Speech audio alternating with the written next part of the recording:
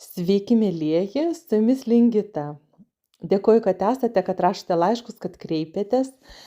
Noriu Jums pranešti, kad startavo Aiškiaregių akademija ir studentai iš tiesų jau trečiam modulyje atlieka praktiką su įvairiausiomis ligomis.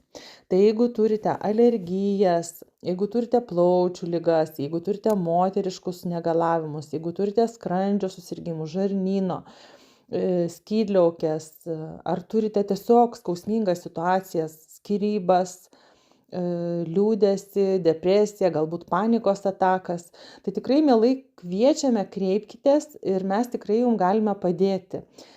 Studentai atliks praktiką, o jūs gausite savo naudą.